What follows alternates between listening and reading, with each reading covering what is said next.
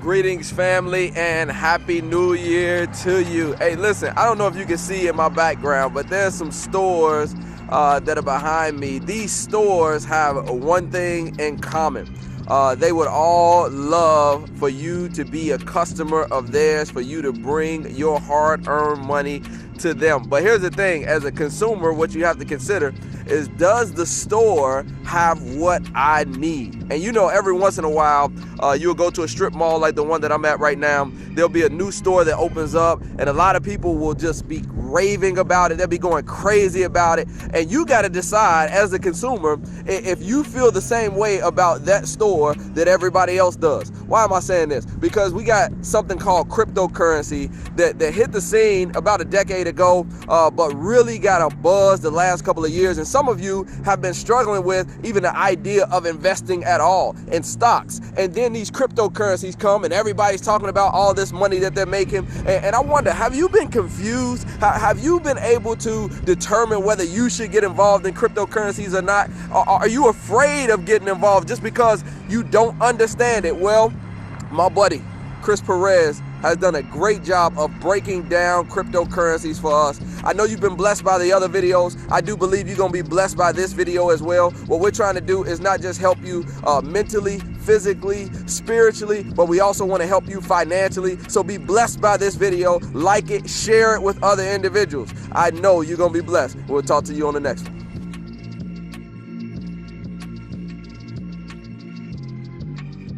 Well, thank you all for joining. I'm glad you all can be here. I know that everyone is coming from different backgrounds related to investment experience, or even just basically the knowledge of getting started with cryptocurrency. I want to start off at a certain level of trying to just break down and understand the terminology of it. It's a mystery. It's unknown. It's something that we're not familiar with. But this is no different from when the internet first came out. If you ever have the time to go look at YouTube videos of when people were trying to figure out what the internet was, it's actually pretty hilarious. They have a few of them out there on YouTube where they talk about Today's Show, and they're like, what is the internet? They're sitting there at the table and they're like, what is the internet? And they're discussing their ideas of what they think it is. And they like, now we have to use email addresses. What is that? It has that. What do you call the little A with the circle around it? And we call it all @ the @ symbol. But it's amazing how far technology has come. And to this day, you see it again. Innovation happens. New technology come out. The internet speeds up. We in the past, we used to go down a certain aisle in a grocery store, and at the end of the aisle, they'll promote the AOL disk. And you take the AOL disk, put it into your computer, you download the software, and then your computer starts to make noise, and you're getting on the computer with dial-up. So internet has innovated. It's faster. Some people are on fiber, some people are not. And there's still plenty of people out there that are actually not don't have accessible or easily accessible internet where it's a decent speed. Some people are still operating off of slower speeds. And that goes the same thing with finance as well. Many of us may not have access to the idea of investing into a particular type of asset or stocks or the knowledge behind it. And I think I'll share just a little bit about my experience. Currently, I work as a sales engineer, what most companies will call it. Google calls it a customer engineer. But I work for the subsidiary of Google. It's called Google Cloud. And I basically am a cloud engineer or customer engineer. And the customer part is my customers are CTOs, CEOs of large organizations, specifically catered toward the healthcare life sciences industry. And I basically explain to them what cloud is, what cloud technology is, how it can actually better their organization from a security standpoint, data standpoint, networking, et cetera, go on and on. So I spend a lot of time of doing what I'm doing now, sit on calls and explain how certain technologies work. I've spent some time in my company teaching other Googlers about finances and cryptocurrency as well when I have the opportunity to. And I work with what we call fintech, financial technology organizations, helping banks use cloud technology as well. And most of the time when people hear cloud, they automatically think about storing things in the cloud or storing images and photos. That's what most consumers are familiar with when it comes to the cloud. But cloud is much deeper than that. When you're talking about computer resources, even what we're using right now, somewhere or another is actually utilizing the cloud. I've been spending, I'd say, most of my career, whether it's either software engineering, data analytics, et cetera, the last 2.5 years at Google. And But also the last 5-6 years, I would say 6, but in the beginning stages, it was just me trying to understand what the technology was. But that last 5 years or so, I actually been actively involved in the cryptocurrency space. And I've gotten to the point with the last year or so that I feel comfortable. I've proven that I understand it at a decent, it's always growing, it's always changing. But I've proven that personally, my portfolio has done so well that I've got to share this information with people as much as I can. And it's at a point where I'm actually considering of leaving Google because of how well my cryptocurrencies have done. So yes, let's get into it, of the idea of what is cryptocurrency in itself. I wouldn't say introduced to it, but I've heard of cryptocurrency, I heard of Bitcoin when it came out. At the time when I heard of it, it was complicated to get. There were no places to go buy cryptocurrency or Bitcoin itself, and it was only one of them, right?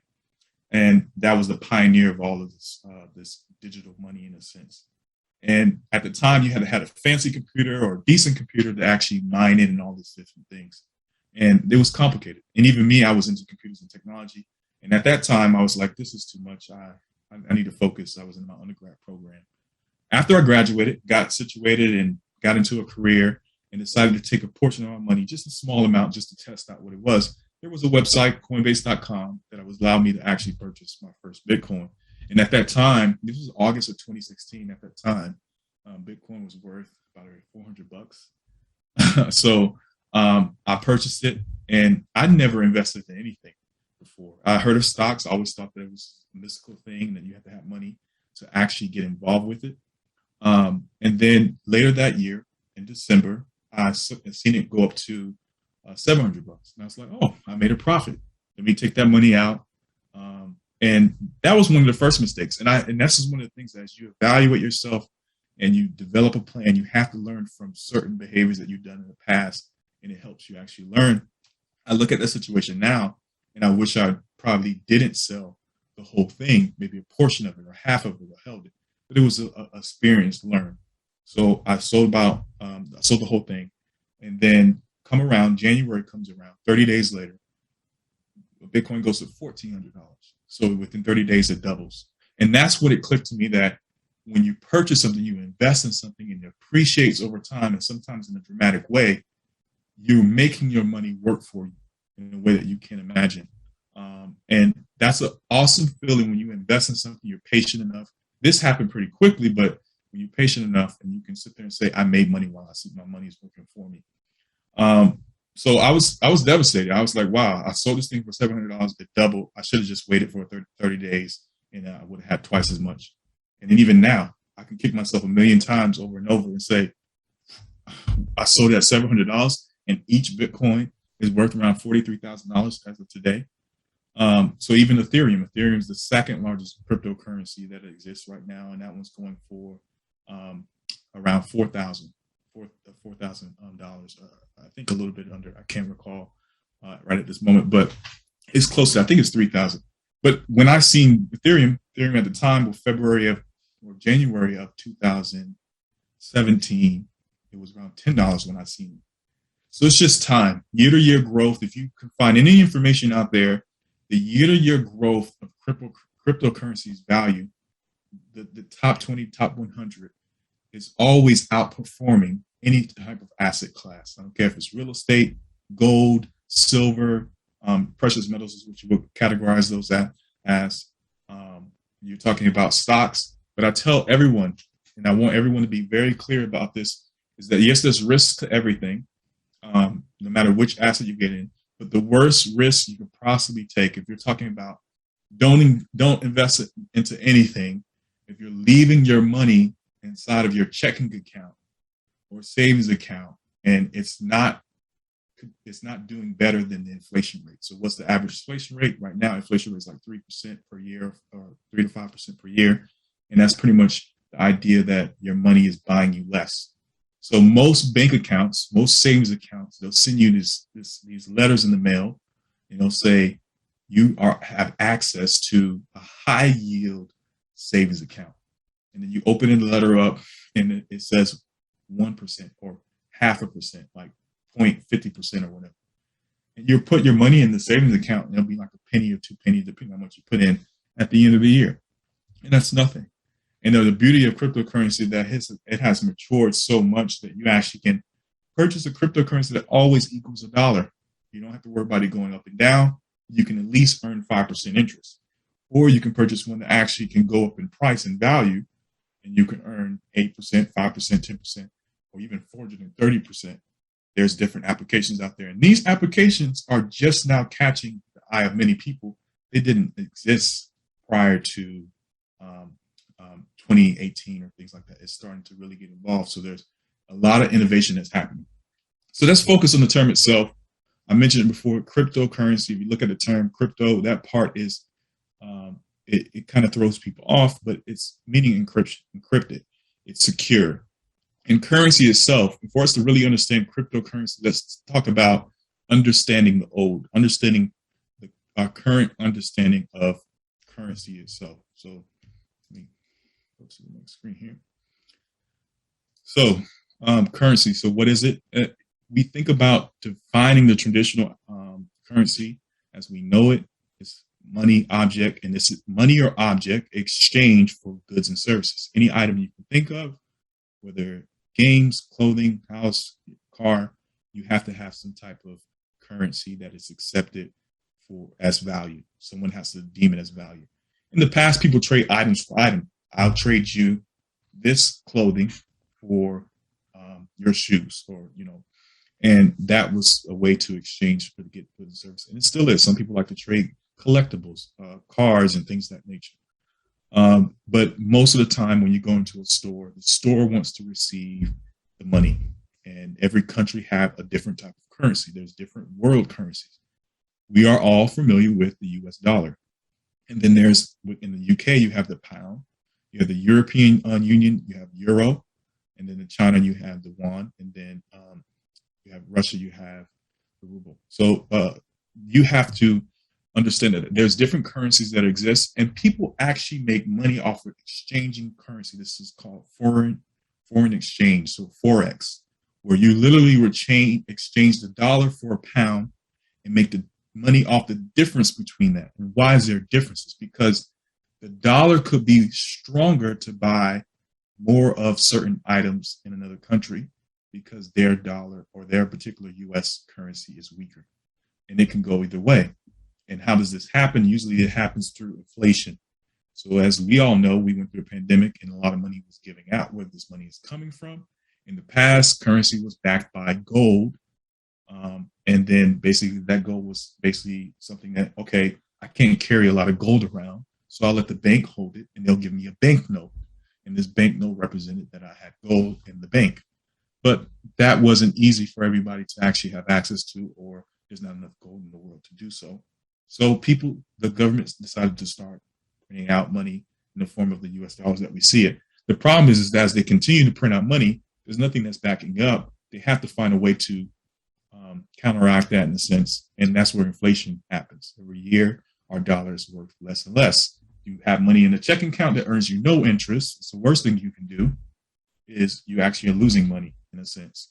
And that's actually a biblical reference to that, where Jesus actually tells one of the individuals, the servants, that he tells a parable about a servant who stores their money underneath a tree, or basically buries it in the ground.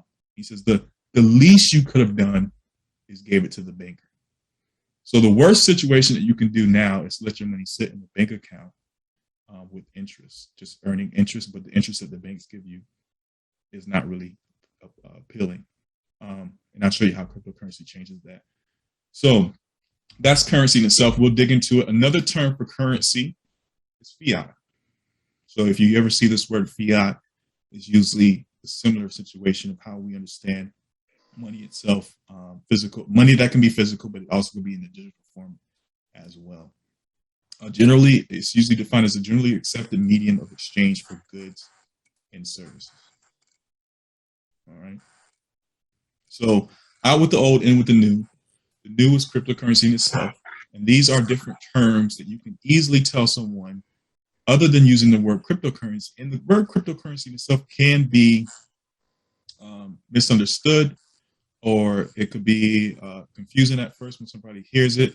Not all cryptocurrencies are currencies in a sense. They actually could be considered as assets, or there's different technologies that could be aligned to. And a lot of cryptocurrencies actually are representation of apps that are built on the technology called blockchain. And so the best way to describe a cryptocurrency is not much different than what we would describe as the currency itself, where we already said that a currency is a medium of exchange for goods and services, or cryptocurrencies is used for that as well, but it's built on blockchain technology. So if you run into someone, you have a 5-minute or 5-second, what is a cryptocurrency? You can say it's digital money, virtual currency, or a digital asset. You can use either one of those terms. You don't have to use all of them. It's a digital asset that is built on blockchain technology. Now, most people might be inquisitive and want to understand what blockchain technology is. I always tell people you don't have to fully understand what blockchain technology is. And the reason why that is, like most of you right now, if I gave you the opportunity to explain to me accurately how the internet works, you probably won't be able to do that. And that's okay. You don't have to understand fully how the internet works, but you have to get to a point you appreciate how it works, in the sense where we're on this call and information is torn up into bits and bytes and transferred in milliseconds, seconds, before we can truly think, over the internet to different locations and back to our computers, where we actually can see each other in near real time. And so that's the backbone of the internet. And then on top of that internet is basically applications being built. Zoom is an application. The web browser is an application. Websites allow you to interact with them. Before, you just go to a website and just read information. Now you can actually interact with the website, and it gives you back something after you put in something, querying or search, all these different things. Very sophisticated stuff that's going on, but you don't have to fully understand all that, how that works, or to actually get involved with the internet. You still be able to check your Amazon and click a button and have something shipped to your house. So this is a visual representation of cryptocurrency in itself. And if you'll see these type of diagrams throughout my presentation pop up here and there, these are infographics. But you can find these infographics on napkinfinance.com. Phenomenal website where it actually talks about anything and everything: insurance, money, budgeting. In any age, I feel like should be able to take this book, glance at it, and grasp something. And if you're just waiting on somebody, killing time, you got a minute on your hand, 30 seconds, sitting in a car, whatever the case may be, you can grab this book, keep one in your glove department, keep one always near you so you can actually kill time. Or go to the napkinfinance.com website and glance at one page. Think about it for a bit. Look at the graph. It actually, on the left side of it, it'll show like a infographic like what we're seeing. And on the right side, it explains what the infographic is saying. But it always usually tells you the what, the how, the when, or whatever, and different topics other than just cryptocurrency. And it's not super heavy in cryptocurrency. It's just explaining all the different ways that you can invest, or that you could understand how money works in various different ways, whether it's insurance or stocks, bonds, etc. So phenomenal book. And I'll mention often, and I'll show you the website in a bit. So this is kind of going over the idea between the difference between crypto, digitally encrypted currencies, and then the currencies as we know it, the system of money as we use it today. And sending crypto is one cool asset of part of it. But we even think about the idea of how letters have innovated. Yes, people still send letters, but when we think about how easy it is to send an email versus a letter or a text message, technology continues to innovate certain things that we have done in the past and build upon it. Not saying to get rid of it, but it builds upon it and innovates upon it so that can be more accessible to many other people or users. So that's the same concept with crypto in itself. It builds upon what we know as the finance system today, whether it's taking your money to a bank, earning interest, borrowing money. There is something that relates to that in the cryptocurrency space, and it's using the technology blockchain to do it. So cryptos are secure digital assets built on blockchain technology. All right. So once you hear the word blockchain, you automatically want to understand what blockchain is in a sense. And I won't go into too much details. You can find tons of resources on just go on Google and say, what is blockchain? And this is how I've learned. Not only that I decided to go purchase cryptocurrency and use these applications that allow me to earn interest and send crypto and store crypto, the more I spent time with it, like learning a language, the more stuff started to come together. It does not come together in a day or a week. I spent time with cryptocurrency for years. But one of my biggest passions is helping people speed up that process by sharing information with them for free. And I'll share a link or a way that you can actually have free one-on-one sessions with me towards the end of this call. So blockchain consists of blocks of information that contains transactions. These transactions can be related to anything, whether it's money, contracts, agreements, just publishing rights, music, anything. Blockchain can handle any type of use case you throw at it, not just financial information, not just currencies or what we think about cryptocurrency money. It operates like a digital ledger database, keeping record of certain interactions of value. And that's kind of a blanket way of stating it. Different organizations, whether it's Forbes, CNN, crypto.com, coinbase.com, all these different organizations will explain to you or express a different way of how to define blockchain. And it's nothing wrong with reading them all and getting a different perspective, because you might find someone who might explain it to you in the way that the other person didn't, and it may click to you better. No difference from YouTube or certain types of media. You'll watch a certain video over and over, same information, but someone presented it in a different way that helps you understand it a little bit better. So always try to dig into different terminology of blockchain so you can get a better understanding of it. This is probably a simple way of linking it. Some people might be too technical. Some people might just kind of brush over it and say it's not that important. This is an infographic from Napkin Finance, of kind of giving you an idea of what blockchain is. So a secure digital spreadsheet. So this is quite interesting. If you ever use Excel or Google spreadsheets and you're writing down information of transactions or different things in the little cells that they have, and you start to write out a whole bunch of information and it gets down to the 100th line, and then somebody else gets access to your spreadsheet and change the second line. Now that's not really secure because someone, edited it, changed it, and it may not be legit or what we would say legally bounding in a sense. But now what blockchain is saying that once information goes into that spreadsheet, no one is able to change the previous line. And the only way you can do anything about what was set in the previous line, if it's another transaction, has to be made. But a record is kept of the first transaction. So if I send someone in this chat room a Bitcoin, it goes into the blockchain as recorded as me sending this to whoever. And then I was like, oh man, I sent it too much. I have to talk to that individual and say, hey, could you send me some back? I sent you a little bit more than what I wanted to. Yes, there's more sophisticated technology now that didn't exist before, but I'm just simplifying it. And they say, yes, I'll send you some back. Now another block of information goes into that spreadsheet in a sense, or that a transaction or recording of it, saying that a little bit has been sent back. And now that's recording. And this is basically a block of information that is all chained together to create a full record of what has been going on. And this is just not used for currencies or what we call cryptocurrencies, digital assets, but this could be used for voting, to know that someone did not change the votes. It's all recorded in there and can be publicly seen. And by the way, you can have private blockchains if you wanted to. Organizations can do that as well. Art. In the past, we have Mona Lisa and all these different Picasso, and you can't really tell if it's the real or a fake. But with a digital version of a piece of art, and it's recorded on the blockchain, and it has a barcode code embedded into it, and then you can actually validate if it's real or not based on the code embedded into it. And it was the first one made. It has a serial number. All these different things can be stored on the blockchain. And that's what we're seeing now. Another use case of blockchain is that what people are saying NFTs, non-fungible tokens, art, collectible things. People trading baseball cards, Pokemon, all these things that we do in the physical world. But you can't really tell if this card that this person's giving me is real. But you said that LeBron touched it and he signed it. Oh, now it's worth $1 million.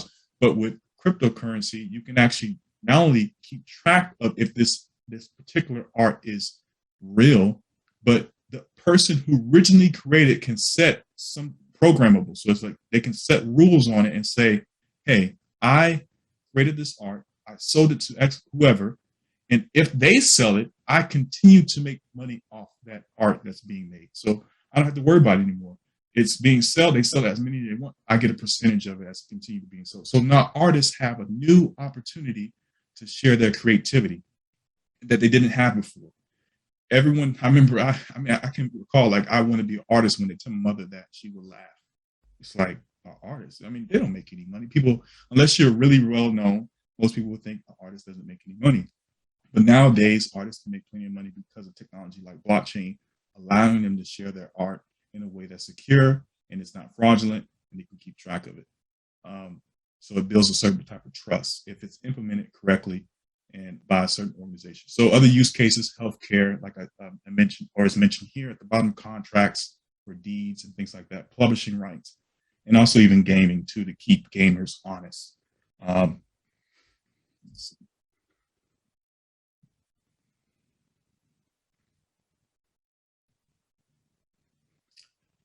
All right, and we have, let's see,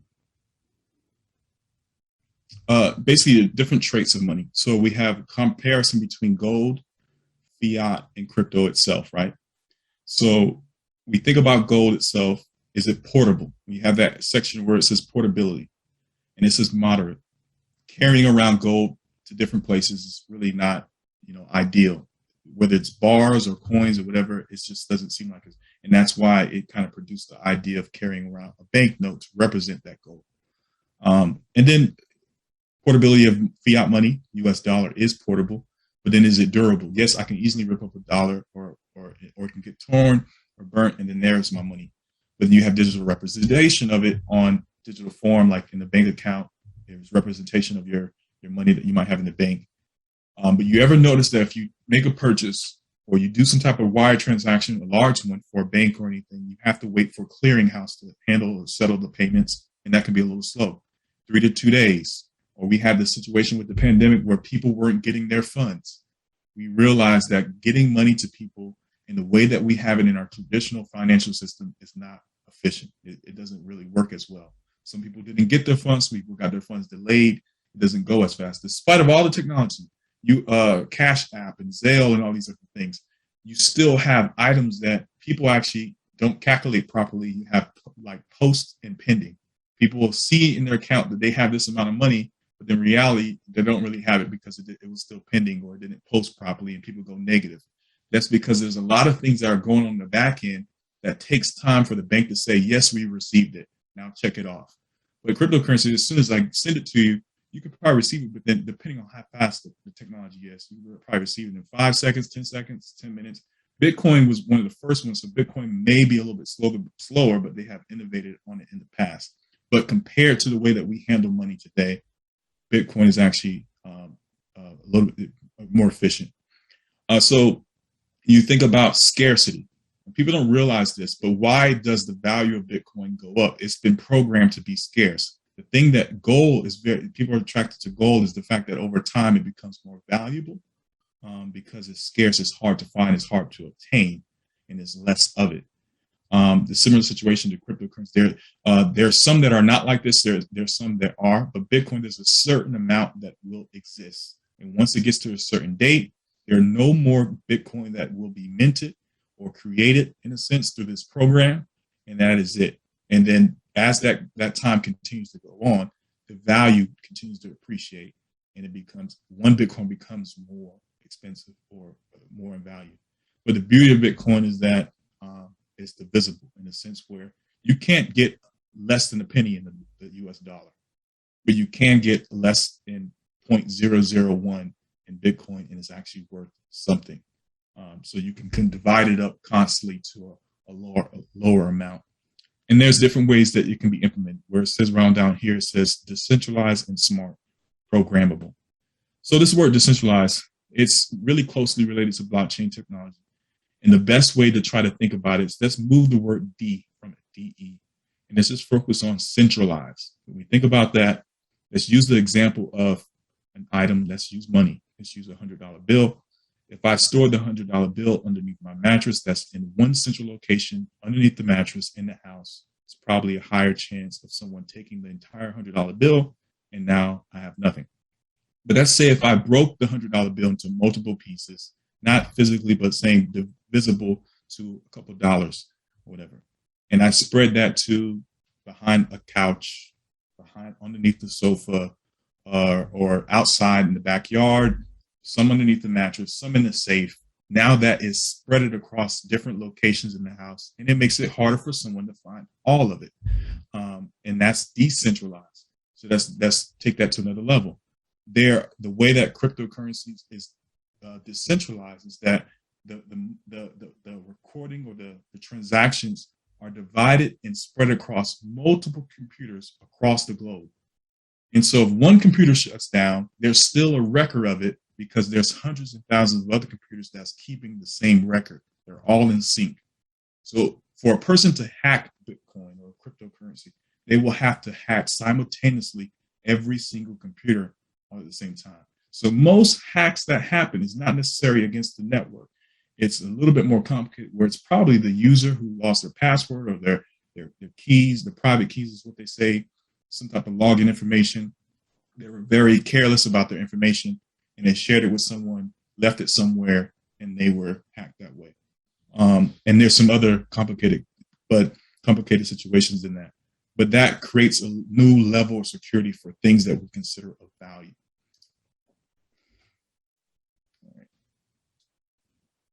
And this is basically showing the different use cases of cryptocurrency, as I mentioned, automotive, voting, healthcare, different things that can be used with blockchain, potential applications that can be used. All right, so I have the Jamboard session. I'm going to share my screen.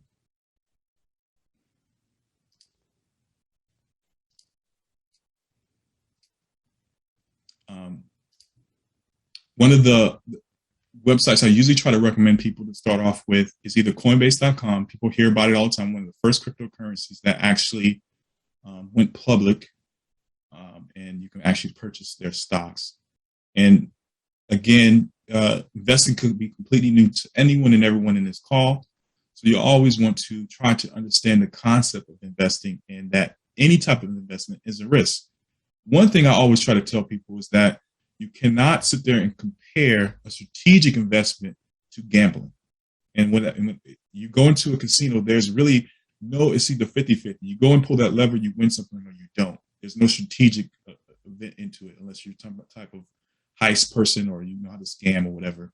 And then you got the card game. Some people have skill and tact and know how to do that. They've been playing for years. But when you're talking about just lottery and things like that, you're leaving it up to chance. And it's a high chance that you won't get anything. But we're talking about investing, whether you're investing into stocks, you do research on that company, and you do research on the people who are involved in that project, or you believe in what they're doing, whether it's Walmart, Tesla, you believe in electric cars, and you know that's going to be the future. You've done some type of research, and you have some type of belief in it, you will invest wisely and make sure you do your own research, all right? There's no difference from cryptocurrencies. There are over, and I'm going to pull this up, there are over 12,000.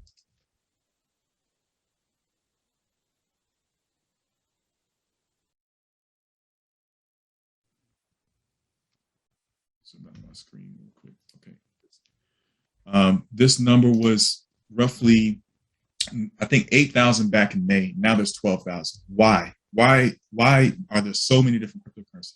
Because there are a numerous amounts of developers that are creating cryptocurrencies, no different than they're creating apps. So if you actually look at all the different cryptocurrencies that exist, some of these are valuable to the point where they're attached to some type of application, and they represent some type of either mobile app or functionality in the web browser, etc. And then as people use those apps, the value of the cryptocurrency becomes more valuable itself. Some are used for payment systems, healthcare. It's different use cases. There's no difference from when you get your phone and you download an app and it pertains to either music, entertainment, something. And then that app becomes popular because people are using it for whatever. But what if those applications had some type of currency attached to it? As that application, as Instagram did better or got more attention, then the Instagram coin went up in value. That's how some of these cryptocurrencies work in a sense. Whereas the application does something for the user or the individual, it's a game or something, then the currency itself gains more attention and it becomes more valuable because people are buying it because of the supply and demand or what it can actually do. And you have to keep that concept in your head.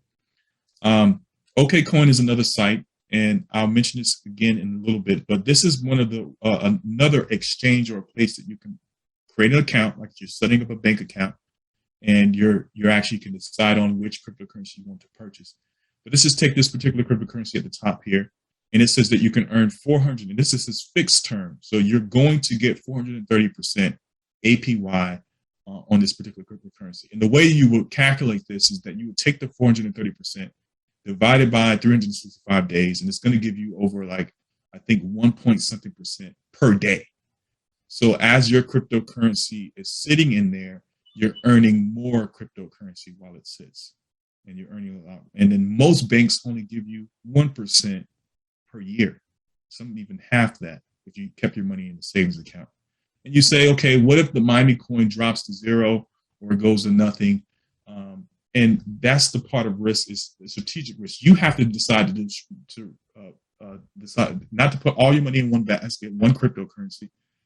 Do research on the particular coin, Miami coin, and see if you believe in that project's long-term growth, not a short-term grab or I want to get rich quick thing, or somebody said something about a particular coin in TikTok or over the internet. But you do your research and you put small funds over it over time. And then you allow that money to sit, but not only that it grows in value, but it actually grows in interest because you're earning more of it. This particular one is saying that you purchase the Miami coin, you lock it up into this particular earning protocol. You earn this other cryptocurrency called STX.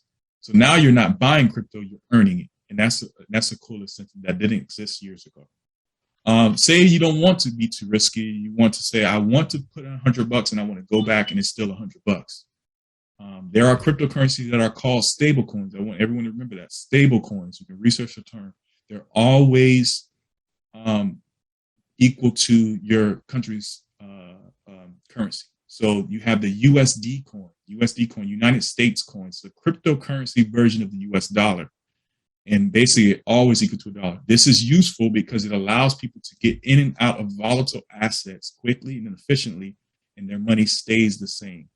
And you can go there and know that you put in $100, it will be $100. But the beauty of this is that you put in the $100, your $100 will still be there, but you'll earn a variable rate. This rate can change, but a variable rate of 5%. Still better than the bank account, savings account that most savings accounts will give you. And what is happening here is now you're earning this 7% or this 5% interest back while your $100 sits there, and you're earning back another crypto called compound.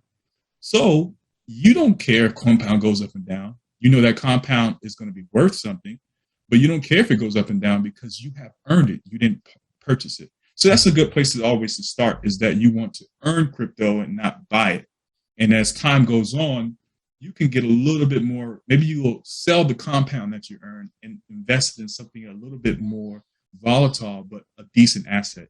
And the beauty of OKCoin is most of the cryptocurrencies they add on here are not huge, risky assets. They've done their research on them, and they're not just giving you anything. They're giving you decent projects. These are companies and organizations and developers that are behind these projects, and they actually are doing real business, not the doggy coin, all this stuff like that. And it's all generated by hype. All right. So I'll move on to this session. If you ever have time, I'll leave you all with anything. You have the time to go to check out a YouTube video called The Algebra of Wealth. Algebra of Wealth is from this individual who has a YouTube channel called The Professor G Show, Scott Galloway. This particular video, he talks about waves of opportunity depending on when you were born, what year you were born in, and what you had available to you. Many of us may not have been born into wealth, especially community of Black culture. We've been brought into the country, our ancestors and things like that. So we had nothing. We started with nothing. And then when the segregation and everything started, we just pretty much start from scratch. Nothing we put our hands into, we got. So if you were born and you had access to a railroad system, or your parents owned one, or a train, or a buggy, a horse, boats, planes, you're able to reach countries or cities that you weren't able to reach to because you're on foot. that's what we call globalization. It has given you more access to more peers and customers that you can sell and buy and barter with. That's globalization. Digitalization comes out. Now you have eBay and Amazon and all these different things where now you can do the same thing, but as long as you have internet connection, you can have access to people you never had access to and make deals. And some countries still don't have decent internet. Some countries still don't have the access to our financial systems or have the knowledge about it. Why don't our system even teach us about taxes or investing or saving in schools? Most of the time it's left to your family to teach you about it. And most of the time we may not have had that privilege of have educational conversations about wealth and financial wealth and generational wealth. It just wasn't a thing that was given to us. So now it's getting to the point where crypto is opening up this way up to financial systems that people didn't have access to in the past. And that's why I like to call it open finance. Some people might call it decentralized finance or DeFi.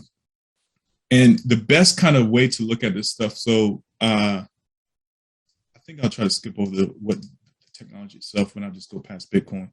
But when you're looking at these different cryptocurrencies, it's no difference from looking at a company. So you think about all these companies that you see here, Blockbuster. Blockbuster is no longer around. Why? Netflix came to Blockbuster and actually said, I have an idea. Let's put movies on the internet, allow people to stream. And Blockbuster's like, no, maybe later. We're doing well the way that we're doing now. So that mindset that they refused to use technology to innovate, they missed out on certain business use cases because they were comfortable with where they were. They lost out on the ecosystem and engagement with more people having access to certain people. And they didn't they didn't see the potential in the technology because they didn't give it time to mature. So they basically kind of fell to the wayside. And now Netflix is at the top in a sense. Quibi was probably around for a year and a half, but the pandemic messed Quibi up in a sense. And also the ecosystem, the environment is too saturated. Some of these cryptocurrencies will not last because there's somebody who's competing against them that's doing a better job than what they are potentially trying to do. For an example, Bitcoin's on top because it was one of the first Bitcoin or the first cryptocurrencies, and it's up by a long shot. And it probably won't go anywhere anytime soon because there's so much money in it and so much acceptance around it. It's like the digital gold. But there's other cryptocurrencies that are taking the idea of Bitcoin and building upon it and making it faster and more friendly or user-friendly and allowing it to do more than just be a currency, but be something of like a app platform. And so innovation is key. In your investing and looking to these cryptocurrencies, you have to sit there and diversify because some of these platforms or cryptocurrencies may not exist years from now. Some will. So you're hedging yourself. You're kind of mitigating your risk and saying, I'm going to diverse across different types of cryptocurrencies and continue to investigate new ones that come out. And the idea is that some of them may do well for a while. You have to take your profits and go with it. There's no difference from you investing in stocks in the same situation. You do investigation on new companies and trust certain companies because they've been around for a while. So the same thing goes with phones. I mean, no difference from phones and apps. The success of the internet is the same thing as success of apps. But your phone does nothing without an application. As soon as it comes on, it has an operating system and some type of app that allow you to do something. Whether it's make a phone or a calculator, that's an app. It's a software. And the hardware, in order for it to be successful, it needs some type of application to interact with it. The internet does nothing because without the web browser or us be able to get on the internet or applications, it does nothing for us. It's just hardware, it's just computer. So when you think about the Apple or Android, they have their respective marketplaces. They have the Apple App Store, they have the Google Play Store where you download these apps. And honestly, if none of these apps cater to certain industries, they probably wouldn't do well. So you have healthcare, oil and energy, gaming. It's something for everybody. And that concept is important because it builds an ecosystem, builds engagement. It has business use cases. And all these apps get better and better. You see gaming where it's like, what is it? The Angry Birds. And that was a huge success for that company. And then now they made movies that puts them into another industry or whatever the case may be. But you have certain apps like Facebook. First, it was a website, then it became an app, and then you can only probably get it on the iPhone. And then the next it came where you can get it anywhere. You can get it on any phone you desire. So now you You have apps that are going across different marketplaces. But if you take that same concept, you think about a marketplace and where you go to download apps for whatever you desire, I want you to think about this particular cryptocurrency called Ethereum. This is just an example, but Ethereum is the second largest cryptocurrency. But Ethereum is a marketplace. It's a platform. It's built on the blockchain, but it allows developers to build apps on the blockchain. So people will use the Ethereum blockchain to go build what they call DApps, decentralized app, blockchain apps. And these apps are represented by a certain type of currency. So I go back to the screen and I scroll down to this coin called Uniswap. I click on Uniswap. Uniswap is a cryptocurrency, but it's also an organization and it's an application. It's an application that's built on Ethereum. And as people use Uniswap, and you can kind of see it in the name, uni meaning a unique place or one place in a sense, to swap other items, swap coins in a sense, swap other cryptocurrency. So as people continue to use this site, they actually are using the application and it's building value for the coin itself. Uniswap is drawing attention to the coin Uniswap. So it naturally brings up demand for it. And what in return, as people get more excited about Uniswap and use Uniswap application, what does that do? Since it's built on Ethereum, what does that do for Ethereum? So Ethereum, I remember Ethereum was $10. As people continue to build on this platform, this marketplace called Ethereum, it goes up in price because in order for them to interact with these applications, they need Ethereum. So if people are naturally going to buy Ethereum, then the price is going to naturally go up. So concepts like that, it's like, oh, wow. Well, I mean, the price will go up. It may not be up today. It's been down, the last 7 days, but every market goes up and down. The idea is that you look at this chart, I can easily tell you in the last day or so, yes, you have your ups and downs, these little ups and downs throughout the day. But if I look at a year ago, where was it a year ago? $355. You were like, yes, if I knew it was going to $3,000 something, I would have bought it at $350. People say it all the time. I do it all the time. I would have bought more of this coin if I would have known it was going to 200 or 300. Year to date or all time, you have it being as low as $7.55. And yes, it has its moments of going up and down and plummeting at some point. Every market has their day, whether it's stocks or the housing market. Stuff goes up, stuff goes down. But overall, things continue to appreciate.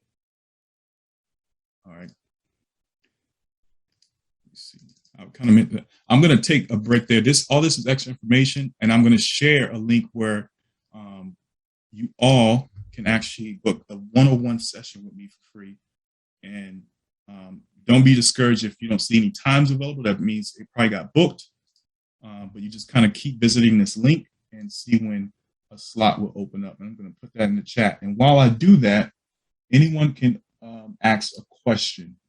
I see a question, is there a minimum amount usually to invest in this meeting? So there's usually not a minimum amount. I think that everyone has a risk tolerance. I think I have when you're thinking about investing, you're putting your money to work for better potentials. You see that here. But that you have to weigh the risk and reward for yourself. And I would never say use a large sum of money. The best approach to cryptocurrency or any type of investment is dollar cost averaging and year-to-year growth. Using cryptocurrency, you'll see growth around from 6 months to a year, depending on which assets you get into.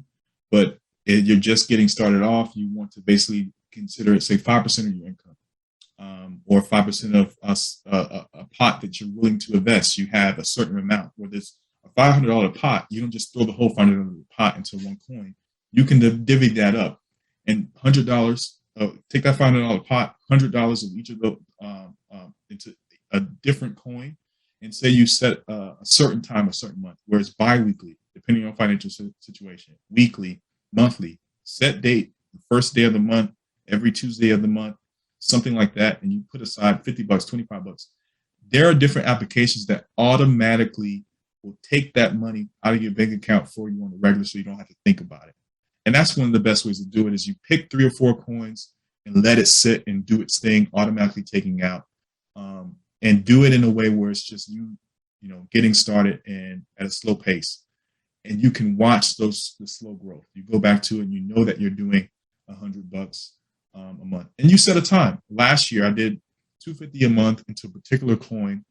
And once I got a certain amount into that coin, I stopped. I stopped the reoccurring.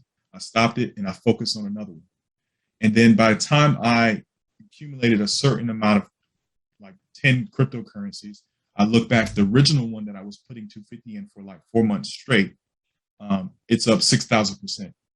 So, you're not always going to be able to get some of those gains, but the idea is long-term is always better in cryptocurrency because you can't really time the market. That's very risky. It takes skill looking at charts. But as you've seen, I showed before, the ups and the downs can be hard, and it varies often very quickly in crypto. People panic, get too emotional. They put money in that they shouldn't ever put in. They put in at a high, it starts to drop, and they panic.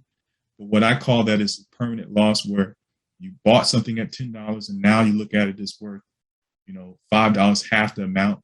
It's not a loss until you sell it at a loss. So you never sell it at a loss. You continue to wait. You stop looking at it and wait for a year or so like that. And if you really believed in, you did your research, you believe in that project, it'll return to a decent amount where you can break even, get out of it if you feel like it's too risky, or you can decide to wait a little bit longer until it appreciates.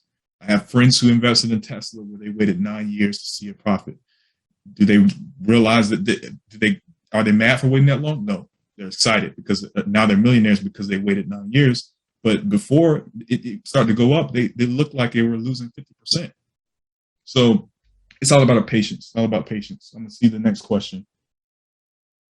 There's so many now, and it's amazing because when I first got started, it was just me, a lot of reading and a lot of studying, looking at different YouTube videos, finding those who I respect and what they're saying, because YouTube could be a very risky place to get information.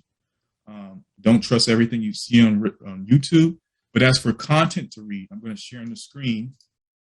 Let me think real quick. So this particular website, coinmarketcap.com, is a great way to gain information about particular cryptos.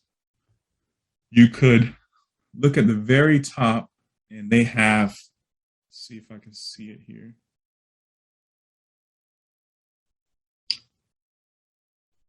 Oh, learn. Yeah, there it goes right here. So if you look right here, they have a section where it says learn, and they have glossary.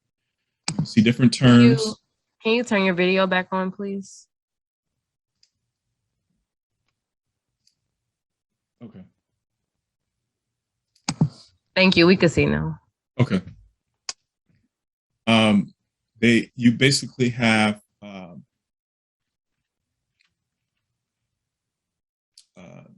the learning section here, where it basically have videos. You can look at the glossary, and it tells you about different technology or different terms, and tries to break that down, sections, methodologies. But this particular section right here says Alexandria.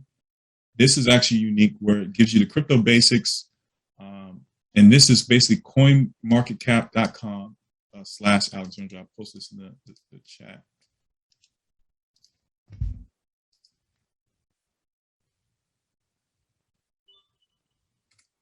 There. And this is one resource. And I always say couple your resources with other places, because some platforms will explain a terminology differently, and you just want to treat it like a language, getting it from different perspectives so that you can grasp the information a little better.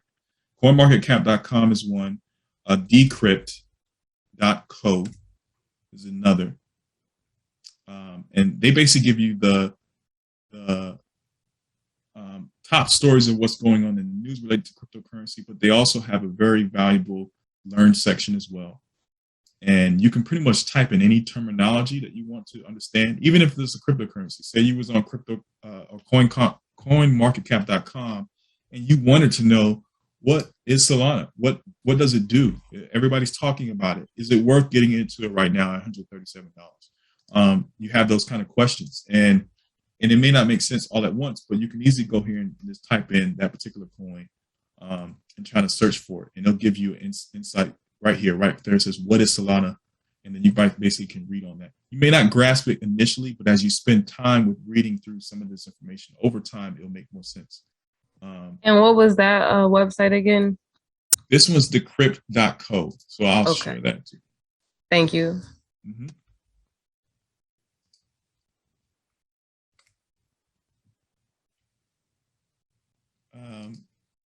Even Coinbase, some of the most reputable exchanges, Coinbase.com, Gemini, these exchanges have a lot of approval by the government. They just won't disappear overnight.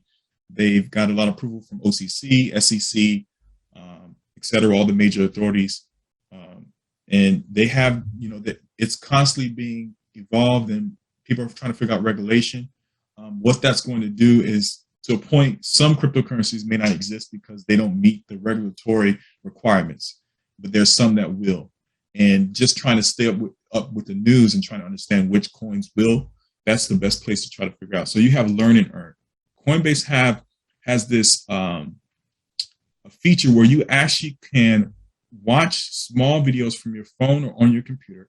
And I'll share this. It's coinbase.com/rewards. And I think you have to create an account before you actually can do the learn and earn. You basically could learn about all these different cryptocurrencies and earn it. So this one, if you complete these videos, answer a quiz for each video, it gives you $3 worth in this coin. So now you can earn this crypto for learning about it and not worrying about purchasing it. And that's a way you can get started. And it's all about getting started, learning about it, purchasing a small amount, getting comfortable with Coinbase, and trying to figure out how you can earn. There's another feature. I mentioned it before. Some of them, more and more companies are coming out with it where you can earn interest on your crypto as well.